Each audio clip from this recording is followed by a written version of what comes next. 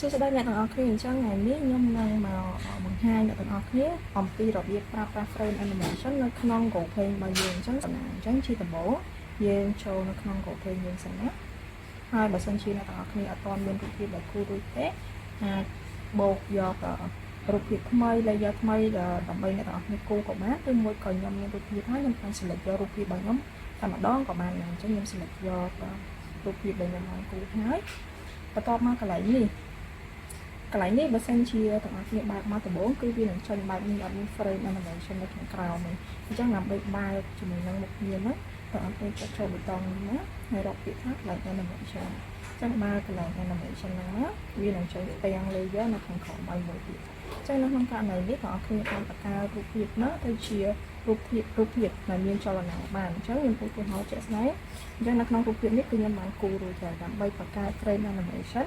គឺយើងត្រូវការចុចនៅលើនេះអញ្ចឹងវានឹងមាន option ឲ្យយើងជ្រើសរើសមាន duplicate មាន new frame មាន new frame នៅខាងក្រៅអញ្ចឹងទៅអញ្ចឹងនៅក្នុងករណីនេះបើសិនជាទាំងអស់គ្នាចង់បានរូបduplicate ទាំងអស់គ្នាជ្រើសរើសយកឡើង duplicate នេះណាគឺវានឹង duplicate រូបភាពដែលទាំងអស់គ្នាបានគូរនោះមកឲ្យសារជាថ្មីអញ្ចឹងអ្នកនរគ្នាអាចគ្រាន់តែលុបរូបភាពនឹងតិចតួចអញ្ចឹងទៅ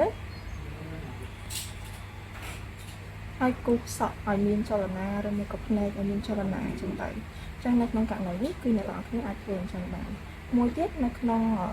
កន្លែងប៊ូតុងមួយនេះគឺទាំងអស់គ្នាអាចសេរីវិនាទីឬមួយក៏នាទីដែលទាំងអស់គ្នាចង់ឲ្យ frame ហ្នឹងវាបានឧទាហរណ៍ថាបើសិនជាយើង play frame មួយនេះគឺវាលឿនពេកអញ្ចឹងនៅក្នុងករណីនេះអ្នកទាំងអស់គ្នាអាចបដូរឲ្យវាទៅជា1 second ឬមួយក៏2 second ដើម្បីឲ្យ frame ហ្នឹងវារៀងយូរអញ្ចឹងនៅពេលដែលដើរទៅគឺវារៀងយឺតជាងមុនអញ្ចឹងនៅពេលដែលទាំងអស់គ្នា add frame មកមួយទៀតមើលទៅគឺមានរូបភាពនោះងាយស្រួលមើលជាងមុនហើយវាដើរ smooth ល្អជាងមុនអត់លឿនពេកហើយក៏អត់យឺតពេកដូចគ្នាអញ្ចឹងខ្ញុំ add frame មួយគេ duplicate frame មួយនេះចា៎អញ្ចឹងទាំងអស់គ្នាអាចធ្វើការ set up មួយបានអញ្ចឹងខ្ញុំ set frame នេះ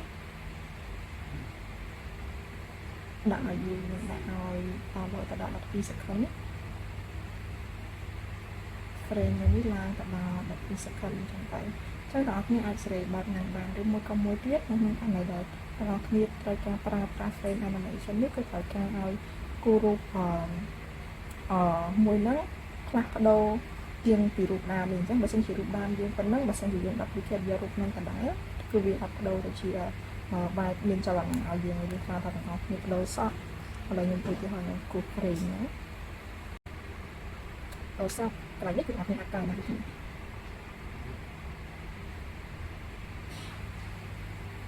បងប្អូនអាចថែមថយតាមបានអញ្ចឹងខ្ញុំនឹង forward វាទៅមុខដើម្បីឲ្យវីដេអូនេះកាន់តែលឿនអញ្ចឹងនៅពេលដែលខ្ញុំគូររួចហើយខ្ញុំនឹងបង្ហាញលើនឹងទៀតអញ្ចឹងនៅពេលដែលរូបនឹងខ្ញុំគូរហើយគឺវានឹងចេញជា frame បែបនេះអានេះគឺអ្នកនរគ្នាអាចធ្វើសេរីនៅក្នុង setting នេះបានអញ្ចឹងនៅពេលដែលទាំងអស់គ្នាគូររូបនឹងហើយសេរីហើយដូចមិញគឺខ្ញុំបដូរសក់តាមបន្តិចទេហើយជាមួយនឹងផ្នែកអញ្ចឹងនៅពេលដែលខ្ញុំ play វីដេអូហ្នឹងទៅ play frame ហ្នឹងទៅគឺចេញជាបែបនេះហើយគឺដូចរូបភាពនោះមានចលនាអញ្ចឹងអញ្ចឹងនៅពេលដែលរូបហ្នឹងគូររួចហើយគ្នាយើងអាច export បានអញ្ចឹងនៅក្នុងនេះគឺយើងមានកន្លែង menu Canva export ហើយ detail អញ្ចឹងយើងចូលកន្លែង export នេះមកអញ្ចឹងវានឹងមាន option ឲ្យយើងរើសអញ្ចឹងបើសិនជាយើងចង់បានមួយណាចុចមួយហ្នឹងមកអញ្ចឹងសម្រាប់ខ្ញុំ export ជា GIF អញ្ចឹងចុចទៅ GIF ហ្នឹងមក